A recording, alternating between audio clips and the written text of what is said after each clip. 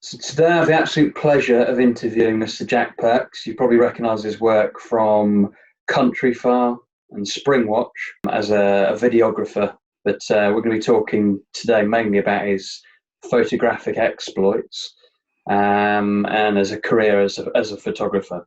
So thanks for joining me, Jack. Thanks for having me, Vince. Good lad. So I guess the first question is, how did it all start for you as a photographer? That was a long... I keep thinking it was only a couple of years ago, but it's probably more than that now. 12 years ago now, I guess. So I finished secondary school and I didn't really know what I wanted to do. And I thought, well, I quite like being outdoors, but I need to think of an excuse to be there. So photography was just an excuse, really. And I thought, well, I've had to go with a little... If we cast our minds back then, little disposable cameras, the little film ones, which I thought I quite liked them.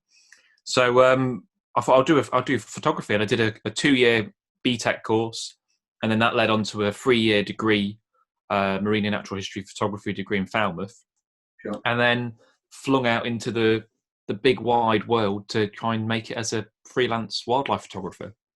I mean, personally, I know you as a photographer of macro work, so generally it's wildlife. So as a kid, I'm guessing you had a bit of an interest in wildlife and the natural world. Would that be Yeah, right? I mean, I sort of sell myself as a naturalist with a camera, really. So yeah, I, as far back as I can remember, I was catching frogs and picking up bugs and just, I was feral for the first few years of my life. I was just kind of lived outside. So yeah, I've always had an interest in wildlife and nature. And while we're under lockdown at the minute, I just thank God that I've got a garden, because without that, I'd be really struggling.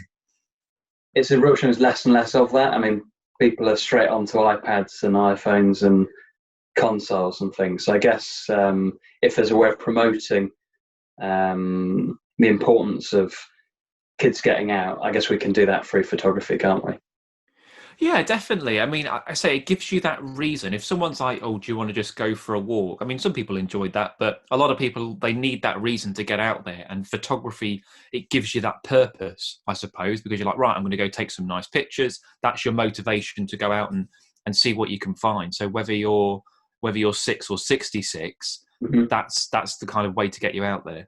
And I'm going to come across onto photographing underwater. So that's quite a unique thing. I mean, I've only seen a few people do it. What was your inspiration for going into underwater photography? So it's not something that I'd always wanted to do, really. It was the degree I mentioned, the marine and natural history, and it's the marine bit that caught my eye. I think, oh, that's a little bit different. And I've always been a fan of the underdogs, of the fish, of the reptiles, of the insects, because I love birds and mammals. Don't get me wrong, but they've got plenty of representation, whereas the other less likes of the slimy stuff and whatever doesn't really get that, and that's what attracted me to it. And a lot of that lives underwater, so it was a practicality thing. And from a business point of view as well, there are far less underwater photographers, so it's sort of like there's bird photographers coming out the rafters, really. They're bloody everywhere, they're like rats. But I thought underwater photography, there's not as many, so that was another kind of factor. Okay, so is that where your name come from? Is it Fish Twitcher or something along those lines? That's the polite name for me. Yeah, it came from the BBC, actually. So I didn't run around calling myself that. It was someone. The very first job I did was on a series called The Great British Year, and we were filming chub eating blackberries. They would come in and scoff them, and and one of the producers kind of knew that I went around looking for fish. So, oh, you're a bit like a twitcher. And then I said, well, yeah, a fish twitcher. So, and it just stuck. Very cool. I mean, I'd seen some underwater footage from Hugh Mars, so Catching the Impossible. Yeah, I know Hugh. What caught my eye was the perch eating the crayfish underwater, I think it was. Yeah, that was actually filmed at Stony Cove it wasn't Hugh who did that. It was Doug Anderson, I think, off the top of my head. So he got that from a friend, but it was a big, because Stony Cove's a big dive site in Leicester. And it was where I learned to dive. I learned to dive there, actually. And the perch follow you in case you kick up a crayfish or some food. So they'll follow the divers and then scoff scoff them, but there's some stonking perch in there. It's a shame you can't fish it, but there's some big perch there. Wow. I bet that's amazing, isn't it? So you're swimming with the perch then? Yeah, they're really tame. They follow you. You can wiggle your finger and they come in and have a look. And, some of them, it's hard to guess because underwater everything looks a little bit bigger, but certainly over two, maybe 3 pound perch, and they're just kind of looking at you. It's quite surreal. You've catched quite a few shots of perch down. You've been down with David Miller as well, is that right? The artist? Yeah. So David Miller's is a fish artist, and he's a photographer as well, which he uses to reference for his art. And he's the guy who does the art for rod licenses. So if anyone's an angler, you've got a rod license, David's the guy who painted that. And I've become quite good friends with David over the years. And we go out on shoots together and get into general fishy matter. There aren't many fish botherers, as David puts it, out there. So it's nice that we can get together occasionally and talk shop. David Miller's work is second to none. Like, everyone knows his stuff. It's signature look, isn't it? Well, he did. I think he did Minos this year. Have you seen that one? Yeah. So that he used one of my pictures as a reference for that. So I've actually the main minnow there. I've got the photo that looks quite similar to that. So it's quite nice that because he didn't have any pictures of minnows, so he asked me for one. So it's actually my photo, but he painted it. So what equipment do you use when you're shooting underwater? How does that happen? I mean, obviously you're going to have to be like, you're wearing a snorkel and gear like that, but what camera do you use? What casing do you use? How does that work? So I use the same camera. So I use a Nikon D500 at the moment. Well, I've just bought a Panasonic GH5, so I'm going to try and get a housing for that at some point. And then the housing goes around the camera. So the camera is exactly the same. The camera is not waterproof, but you're not inhibited in any way. Each dial on the housing corresponds to something on the camera. So you can still do everything underwater that you could do on land. Lens choice is slightly limited because you can't use long lenses underwater, because the further away you are from the subject, you lose clarity, contrast, sharpness. So you only use macro or wide angle underwater. So that's why you don't see anyone with an 800mm lens underwater. It just wouldn't work. And then you can change dome ports and things like that. And you can also have flash, or we call strobe, underwater. So you can stretch those out and you can do kind of different lighting techniques as well. So it sounds very complicated, but the principles are exactly the same, except you're in the wet stuff. Okay, no, fair enough. So, I mean, when you think about diving and photographing fish, you think deep coves and lakes and reservoirs, but I've seen some pictures of you underwater in like a foot of water. So you must get some funny looks when you're doing this. Well, yeah, I mean, so typically 99% of the work I do is in the first couple of meters of water. And that's partly due to light, because the deeper you go, the less light there is. And you also lose color underwater. So once you go below 5 meters, you lose red. Then I think 10 meters, you lose orange and yellow. So eventually, that's why everything looks blue. If you watch those kind of Blue Planet, everything looks blue deep if they don't use lights, because that's the only color that goes that deep down. So I prefer to use natural light, and that's all at the top. And that's where all the life is as well. The majority of life is at the top meter. But yeah, when I'm working in more urban areas, you do get some funny looks, and people are saying, I got someone called the police once because I thought I was a body, because I had my face down in the water for quite a while. And I was like, no, I'm all right. I'm just looking at the fish, which probably didn't help the cause. They're like, oh, okay, he's not dead. He's just a bit loony. So fun and games. Yeah, I love it. I absolutely love it. It is just surreal being in the water. I mean, I do a lot of remote photography as well. So I love being in the water, but sometimes the fish are too spooky, or it's not safe to get in, or I mean, for example, in the winter, it's quite cold. I don't want to be sitting there for hours. So I'll put the camera in and then I'll trigger it from a laptop. So it's almost like camera trapping. Fair enough. And you've had an interesting project going on recently, photographing every single freshwater species in Great Britain. Is that right? Yeah. How did that happen? Well, again, it's like I was fresh out of uni, and I was just thinking, right, I need to do something, because I only just started my career, so I thought I need something to keep me busy, and I need something that's going to kind of catch people's attention.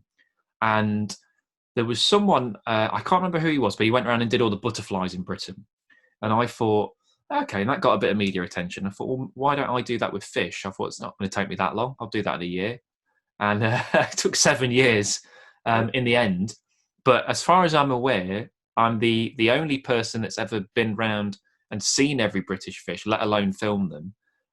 So that was amazing. And yeah, it was just an incredible experience, everywhere from down in Cornwall all the way up to the north of Scotland, Midlands, London, you name it. I went all over the bloody country to find these fish, and eventually did it.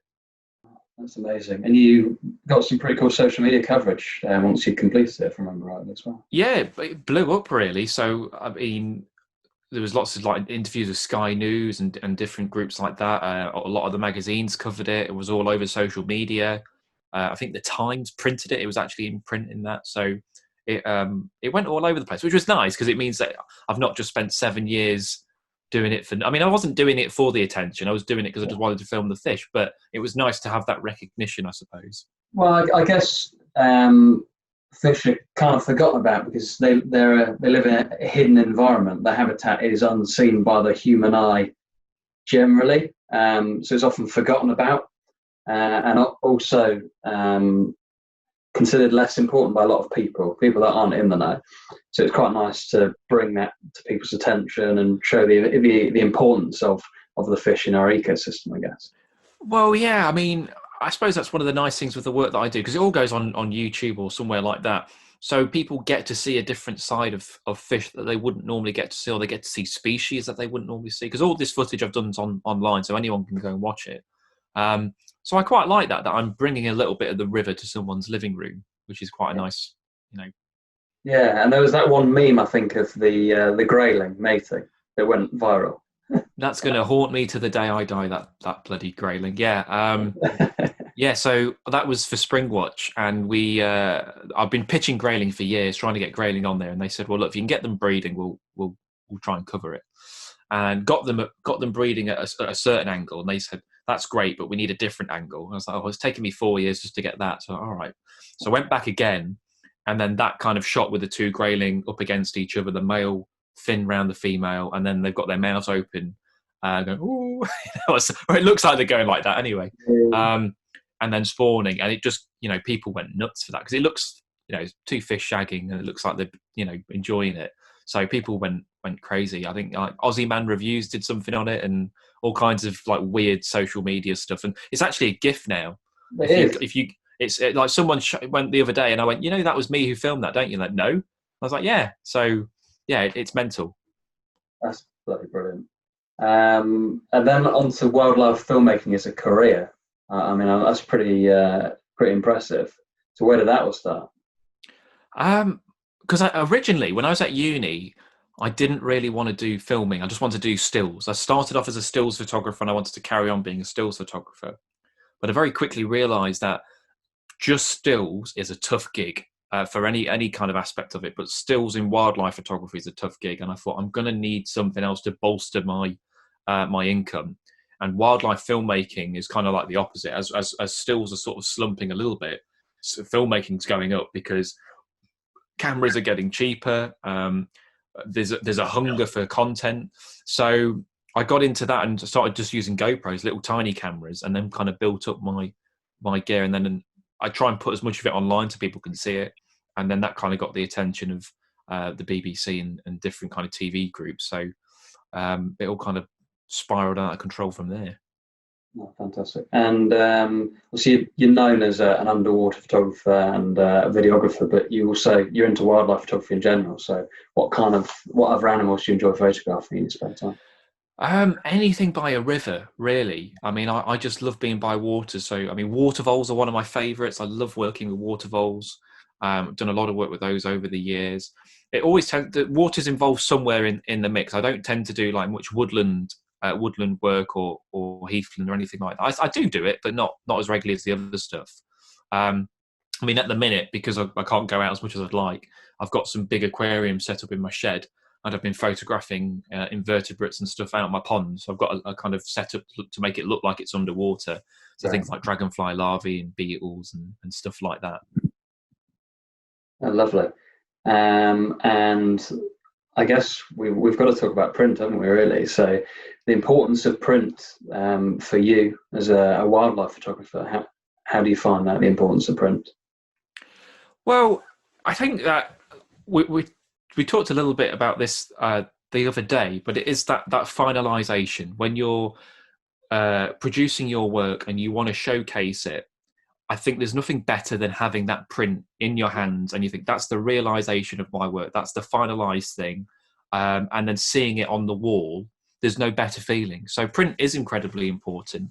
I'm a big advocate of doing prints, of kind of producing them with Fotospeed. Obviously, they produce some absolutely fantastic papers to get the prints out there. So I do think that it's something that more photographers should do, because you take thousands and thousands of pictures, they end up on a hard drive and they never look at them again, or they forget about them. Whereas with a print, you're more likely to revisit them and go, oh, I remember that day, I remember that. So it's kind of like a physical log of your past work. And obviously you give talks up and down the country, camera clubs and different societies. What kind of reaction do you get to the prints when you put them out on display? Do you find you get a bit better reaction than you do if it's just an image projected onto the screen at the end of the... Yeah, I do. I mean, so not all clubs do, but a lot of clubs, a lot of the bigger camera clubs will have print stands, and I'll take the foam board ones along with me and put them out. And I do tend to find during the break or at the end of it, more people will come up to me and go, oh, Jack, do you mind if I ask you something about this picture? When that picture's been in the talk, or it's been on a talk where I haven't took prints, and no one's really mentioned anything. But I think it's because they've got the time to take it in, to breathe it in. Because when I'm doing the talk, the image might only be on there for, I don't know, 20, 30 seconds or something like that. But people have a good look and they're like, oh, you know, it's something about the colours or the contrast, or it might be more technical to do with prints, like what paper is this printed on, who are you using, and things like that. So yeah, I think there is more of an interaction when you do take physical prints along to these things. Perfect. And what's next for you? So have you got a book coming out soon? Is that right? Yep. So in May, I did a book with Mark Everard. So he wrote the book. I did the majority of the photography, and that is, unsurprisingly, it's on fish. It's the complex lives of Britain's freshwater fishers, I think, which is a bit of a mouthful, but it's going to be a good book. I mean, it's probably going to be the best book on freshwater fish. I would say that because it's going to come out soon, but it's going to be a great little book. So I'm really looking forward to that, and that should be out in May, I think. I don't know exactly when, but sometime in May. So, Jack, what would you say is your favourite picture you've taken of a fish up until now? My favourite fish. I know. I tell you what, it might actually be, which is a relatively recent one, and you have seen this, which is a roach, and it's a roach going over some ranunculus. And I took that for the book that I mentioned because most of it was stock photography that I'd already done. But I thought I want to take some original images just to make the book stand out. So me and Mark went to Britford on the Hampshire Avon, which is, you know, a lot of big roach in there. And for those people who don't know who Mark is, I think he's called Dr. Redfin is his nickname, because he just is absolutely mad on roach. Yeah. And it's one of the best places to catch big roach. So while he was fishing for the roach, I was photographing them. And I thought, if I can get a nice roach with the weeds kind of trying to get a sense of feeling, that would be great. And luckily we did get one. So I was really, really pleased with that. So that's probably my favourite one up till now. But it changes day to day. And this was going to be my year to take lots and lots of fishy photos, but we'll see hopefully when we can get out again, and I'll be back in the river hopefully. All right, Joe. Well, thanks so much for joining us today, and good luck with everything. And you're keeping yourself busy in the quiet times. And I look forward to seeing you soon. Cheers, Vince. Yeah, thanks for having me, and take care as well.